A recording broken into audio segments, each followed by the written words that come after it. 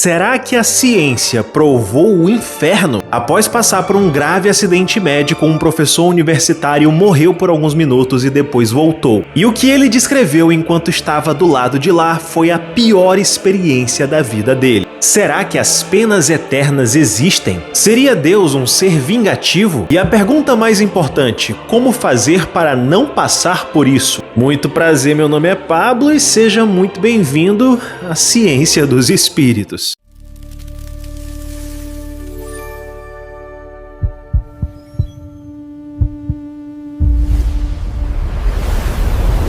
Howard Storm. Esse é o nome do professor da Universidade do Norte de Kentucky. Ele era obcecado por ter conquistas enquanto professor. Ele era extremamente egoísta, extremamente egocêntrico. E nas palavras dele, tudo que ele via nas outras pessoas era uma forma de se vangloriar e de ter o seu ego preenchido e de alcançar os seus objetivos terrenos. Então dá pra ver que ele não era muito o tipo de pessoa que pensava numa vida depois daqui. O que ele não contava era que numa viagem a Paris, ele sofreria um acidente médico terrível. O seu estômago acaba sofrendo uma perfuração e ele precisa ser levado às pressas para o hospital. Ele relata que após passar por uma dor extrema, ele acaba perdendo a consciência. E de repente, nesse momento onde ele não deveria estar pensando em nada, onde ele deveria estar inconsciente, ele simplesmente se vê com mais consciência do que ele jamais esteve. E quando ele olha para o lado, ele de repente vê um cara que, nas palavras dele, se parecia muito com ele e que estava deitado numa cama e que por algum motivo a esposa dele estava lá perto. Se ainda não ficou claro, o Howard estava passando por uma coisa que a gente chama de EQM, experiências de quase morte, que são justamente essas experiências onde a pessoa está no mais absoluto limite entre a vida e a morte.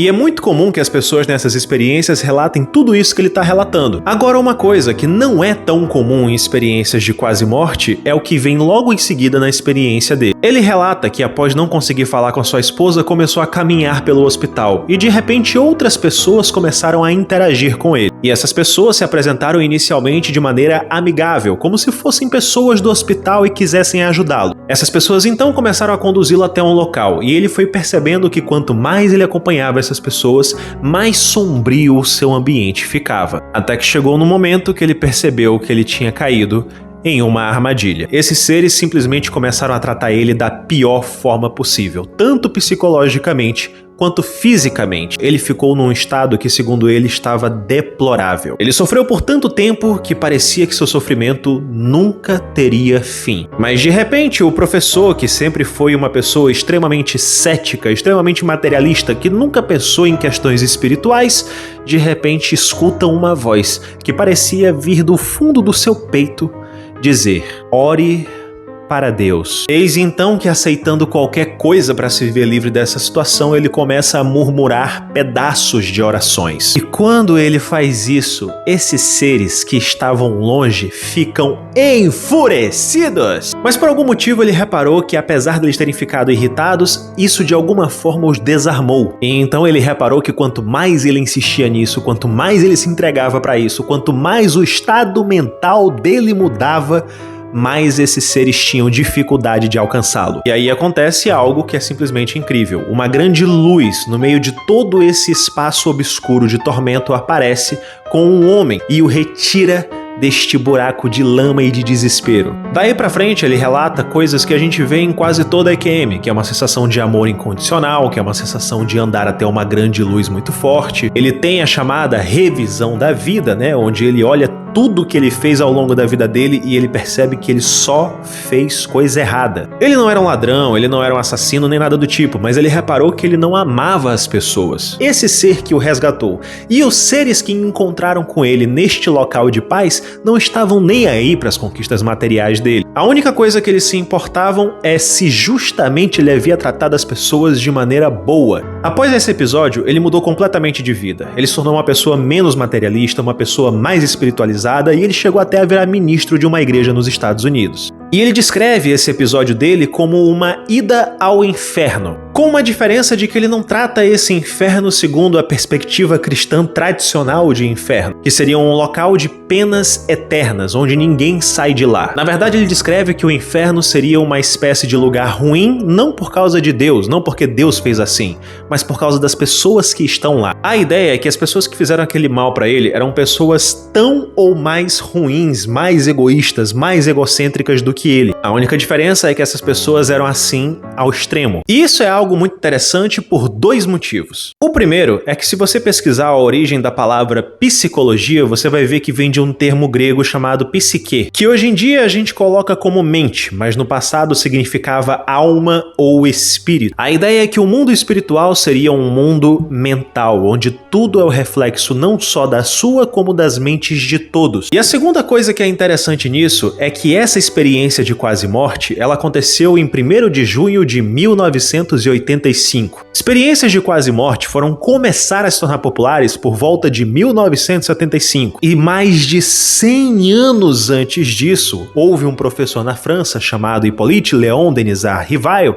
que decidiu fazer um experimento. Na época dele, espiritualidade, mediunidade estava em alta e ele decidiu ir em várias pessoas que diziam que falavam com espíritos, os ditos médiums, e fazer as mesmas perguntas para eles. Em teoria, se as respostas saíssem parecidas, eram porque essas pessoas realmente tinham essa fonte em comum chamada espíritos. E uma das respostas que ele obteve foi justamente uma resposta perguntando como que é a vida do espírito imediatamente após o desencarne, imediatamente após morrer. E a resposta que ele recebeu, quase que de forma unânime, é que isso varia muito. Aqueles que buscaram ao longo da sua vida se desapegar de questões materiais e tentar entender, tentar aprender como é que seria o lado de lá, tem uma transição muito mais tranquila, porque ao chegar no lado de lá, eles já estariam mais ou menos cientes do que eles esperam encontrar. Então eles se dão conta rápido do que aconteceu com eles. Já pessoas, como no caso do professor Howard, que nunca buscaram se desapegar de questões materiais e nunca buscaram aprender como é o lado de lá,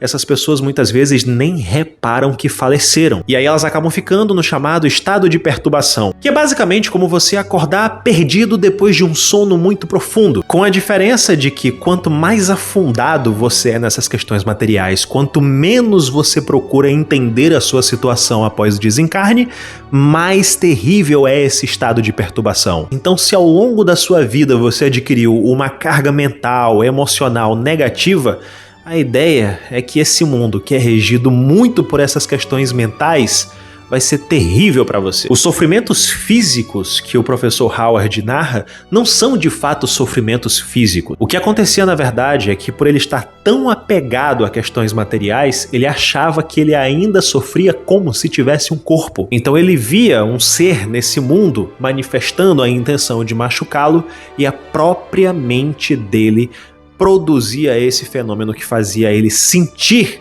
esse ataque como se de fato ele estivesse sofrendo fisicamente. Isso é algo amplamente documentado nos estudos do professor Rivail. Quanto mais apegado um espírito está às questões materiais, mais ele se deixa levar de maneira ilusória para isso. E isso acaba fazendo ela passar por esses sofrimentos terríveis que ela poderia evitar simplesmente se dando conta de que aquilo já passou, de que ela não é mais aquilo. Que é o que aconteceu com o professor Howard. Na hora que ele se tocou que ele poderia simplesmente mudar o estado mental dele e se ver livre daquele mundo onde ele estava, foi o que aconteceu. Então qual que é a grande lição desse vídeo? A grande lição desse vídeo é: busque ter pensamentos bons. Uma vez eu vi um cético criticar pessoas que passam por experiências de quase morte, pois elas nunca trazem nada de novo. É sempre mensagens de amor, caridade, respeito. Ele fala que isso nós já sabemos, que a gente precisa de alguma novidade. Mas será que a gente de fato sabe? Por acaso guerras continuam acontecendo? Por acaso pessoas da própria família continuam brigando por causa de política? Por acaso pessoas que são casadas continuam matando umas às outras por motivos de ciúme? Quando você olhar com um pouco mais de profundidade para o nosso mundo, você talvez perceba que ele não entende muito bem o que é amar ainda. Então amem, meus amigos. Amem e sempre escutem quando alguém voltar falando de amor. Porque se tem uma coisa que a gente pode ter certeza, é que a gente ainda não aprendeu a fazer isso direito. Se você gostou desse vídeo, curta, comente, compartilhe para que mais pessoas saibam como não passar por essa experiência terrível. Não esqueça também de seguir esse perfil para você acompanhar futuros vídeos, porque isso daqui é só o começo. A cada dia que passa, a ciência prova a vida após a morte, uma evidência de cada vez. Eu sei que no mais eu vou ficando por aqui, mais uma vez meu nome é Pablo e você viu A Ciência dos Espíritos.